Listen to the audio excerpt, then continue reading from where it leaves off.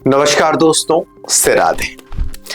जब एक नवविवाहित या विवाह के कुछ साल बाद लोगों के मन में इच्छा आती है कि हम अपने परिवार को आगे बढ़ाएं और आने वाली जो संतान हमारी हो वो श्रेष्ठतम हो, एक अच्छा संस्कार हो, स्वास्थ्य की दृष्टि से अच्छा हो, भगवान की कृपा हो, लक्ष्मी प्राप्ति हो, अच्छा जीवन साथी हो, हर चीजें उसके जीवन में शुभ रहे, ऐसे हर माँ बाप की एक इच्छा होती है। इसीलिए भारतीय परंपरा में गर्भाधान संस्कार की एक व्यवस्था बनाई गई, जिस संस्कार के अंतर्गत कहा जाता है कि अगर आप उन नियम शर्तों को फॉलो करते हैं, शास्त्रीय नियमों को, तो आने वाली जो संतान आपकी होगी वो बड़ी भाग्यशाली होगी, मजबूत होगी, स्वस्थ होगी। इन तमाम विषयों का कहीं न कहीं से जीवन पर प्रभाव होता है, ऐसा हमारा शास्त्र मानता है। ज्योतिष पंचांग चैनल हर महीने गर्भाधान मुहूर्त आपको प्रदान करता है। गर्भाधान मुहूर्त के 3 मुख्य पायदान होते हैं, नक्षत्र, दिन और तिथि। ये तीनों जो पायदान होते हैं उसकी चर्चा हम वीडियो में यहाँ पर करते हैं, और जो भी डाटा हम आपके सामने ले आते हैं वो बनारस के ऋषिकेश पंचांग का होता है। हम प्रॉपर आपको बताएंगे कि किस डेट पर ये नक्षत्र का संयोग बन रहा है, उस दिन आप गर्भाधान की प्लानिंग कर सकते हैं।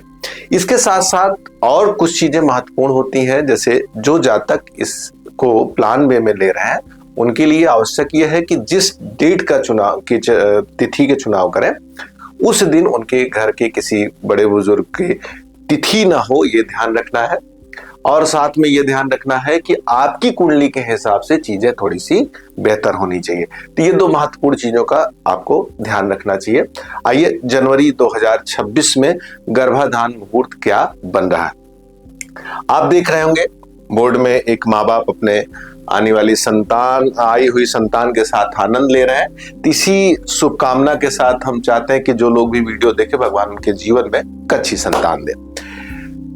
शुभ नक्षत्र, शुभ दिन, शुभ तिथि, ये 3 मुख्य पायदान हैं जो गर्भाधान संस्कार के लिए सबसे आवश्यक होते हैं।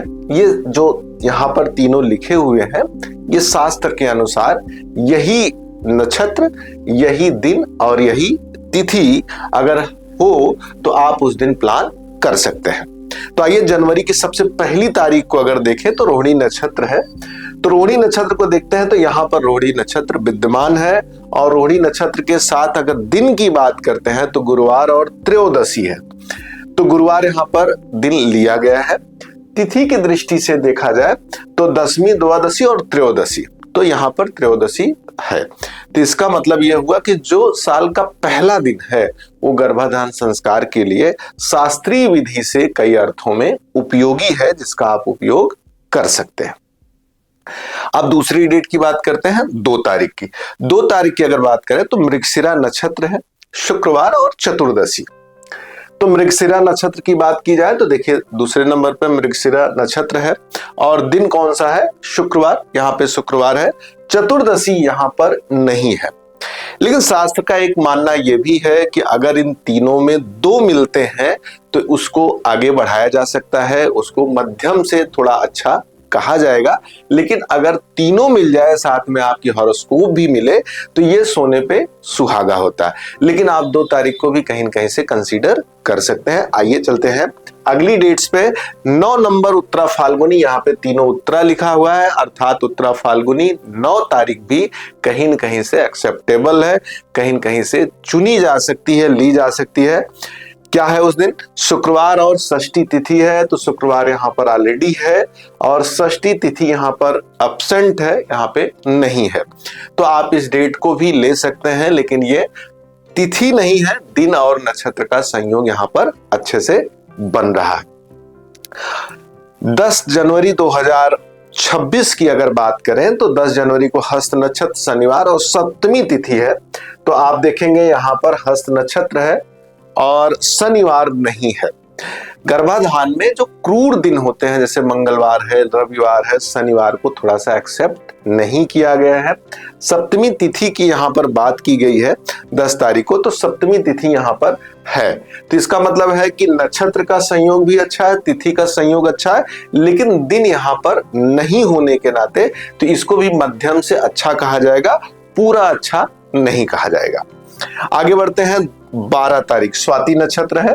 आप देख रहे हो स्वाति नक्षत्र यहाँ पर है ऑलरेडी, और सोमवार का दिन है, सोमवार दिन भी यहाँ पर है, और नौमी तिथि है, तो नौमी यहाँ पे नहीं है, तो नौमी को एक्सेप्ट नहीं, नौमी यहाँ पे नहीं होने के नाते केवल 2 पायदान पूरे हो रहे हैं, इस नाते इस तिथि को भी लिया जा सकता है, लेकिन कहीं न कहीं से इसमें थोड़ी सी देखिए, यहाँ पे हमने उन्हीं तिथियों को ली है जिसमें नक्षत्र है, और नक्षत्र के साथ और 2 चीजें हैं कि नहीं है उस पर भी यहाँ पे चर्चा है, जिनमें तीनों चीजें मिल जाए वो सबसे बेस्ट है। अब बात करते हैं 19 तारीख उत्तराषाढ़ा। मैंने पहले भी बोला था तीनों उत्तरा लिए गए हैं, उत्तराषाढ़ा उसी के अंतर्गत आएगा। 19 तारीख को सोमवार है, सोमवार यहाँ पे है, लेकिन तिथि प्रतिपदा है, पहली तिथि है, जिस कारण से ये भी मध्यम से उत्तम है और इसको भी लिया जा सकता है। देखिए सबसे महत्वपूर्ण बात एक चीज और है, जो हमारा मासिक धर्म होता है, जो महिलाओं का मासिक धर्म होता है, उससे भी काउंटिंग बहुत इंपॉर्टेंट होती है। तो ये तीनों चारों चीज एक साथ मिल पाना, फिर यहाँ पे जो हमने तिथि और नक्षत्र बताया है, ये भी फ्लैक्चुएट होता है, ऐसा नहीं कि पूरे दिन है, तो इसमें टाइमिंग की भी बातें होती है। तो ये सारी चीजें एक साथ एक वीडियो में ले आ पाना संभव नहीं है। कहीं न कहीं गहरे अर्थों में ये एक अलार्म वीडियो है कि आप जान लें किसी के आसपास संयोग बन रहा है और उसको चीजों को और बेहतर जानकर चीजों को गर्भाधान की तरफ प्रयास किया जाए तो वो सबसे अच्छा रहता है। आइए चलते हैं, आगे चलते हैं। 19 तारीख हो गई। 20 तारीख को श्रवण नक्षत्र है। श्रवण यहाँ पर एक्सेप्टेबल है, मंगलवार का दिन है, जो यहाँ पर नहीं लिया गया है, जैसा कि मैंने पहले बताया कि क्रूर दिनों को अवॉइड किया गया है। श्रवण के साथ द्वितीय तिथि है, द्वितीय तिथि यहाँ पर है, तो केवल एक पायदान यहाँ फिर नहीं पूरा होता है, तो इसको मध्यम कहीं न कहीं से कहा जाएगा कि ये मध्यम है, ये अच्छा नहीं है उतना अच्छा। 20 तारीख की बात करें तो मंगलवार श्रवण जिसके बारे में हमने बात किया। 21 तारीख घनिष्ठा, तो आप देखते होंगे नक्षत्र यहाँ पर विद्यमान है, घनिष्ठा नक्षत्र है 20 तारीख को, और 20 तारीख को 21 तारीख को माफ करिएगा, बुधवार का दिन है, तो दिन यहाँ पर लिया गया है बुधवार, और तिथि तृतीया, तो यहाँ पे तो ये एक बढ़िया डेट निकल के आई है 21 तारीख, जिसके दिन सारे चीजें मिल रही हैं। 21 तारीख घनिष्ठा, बुधवार और तृतीया, ये तीनों चीजें मिल रही हैं, तो ये डेट बहुत अच्छी है। जैसे पहले तारीख को मैंने कहा था कि सबसे अच्छी है, उसी तरह से आप 21 को भी कंसीडर कर सकते हैं। 22 तारीख 22 जनवरी की बात करें तो सतभिषा नक्षत्र है, गुरुवार का दिन है, दिन भी मिल गया कहीं न कहीं से 22 तारीख को, और चतुर्थी, तो यहाँ पे तिथि नहीं है, तो ये भी मध्यम से उत्तम माना जाएगा। अगर 2 पायदान आपके पूरे हो रहे हैं तो बेहतर माना जाता है, आप कोशिश कर सकते हैं। 24 तारीख उत्तरा भाद्रपद, ऑलरेडी तीनों उत्तरा लेने की बात हुई थी, तो यहाँ 24 तारीख को उत्तरा भाद्रपद एक्सेप्टेबल है। शनिवार का दिन क्रूर दिन है, उसको नहीं मानेंगे। षष्ठी तिथि है, यहाँ तिथि भी नहीं है, तो ये मध्यम से नीचे है, इस दिन को हम बहुत नहीं प्रेफर करेंगे कि आप इस दिन ट्राई करें। 29 की बात करते हैं, मृगशिरा नक्षत्र है। 29 मृगशिरा नक्षत्र यहाँ पर है, गुरुवार का दिन भी है और एकादशी तिथि है, तो आप देख रहे होंगे 10वीं के बाद द्वादशी है, तो इसको भी नॉर्मली हमको ये मानना चाहिए कि मध्यम से बेहतर है। तो ये जनवरी 2026 की हमने गर्भाधान से संबंधित नक्षत्र और तिथि और दिन का जो संयोग बन रहा है उसकी चर्चा यहाँ पर हमने पूरी की। अगर आपको अपने लिए एक बेस्ट डेट टाइम निकलवाना है, डेट निकलवानी है, एक अच्छा टाइम निकलवाना है अपनी और अपनी वाइफ की कुंडली के अकॉर्डिंग, या आप अपनी कुंडली दिखाना चाहते हैं तो दिए नंबर पर कॉल करके सीधे बातचीत कर सकते हैं। और हाँ, अभी तक आपने हमारा चैनल अगर सब्सक्राइब नहीं किया है तो एक बार चैनल को सब्सक्राइब करें और अपने कमेंट्स जरूर लिखा करिए कि क्या और अपडेट हम अपनी वीडियो में कर सकते हैं। आपके जो कमेंट्स होते हैं हमारे लिए बड़े कीमती होते हैं। कई बार लोगों की शिकायत होती है कि हम जवाब नहीं दे पाते हैं, लेकिन ऐसा नहीं है कि हम जवाब नहीं दे पाते, हम चीज़ों को पढ़ते हैं, जो चीज़ें लगती हैं उपयोगी हैं उसको अपने वीडियो में शामिल करते हैं। धन्यवाद, से राधे।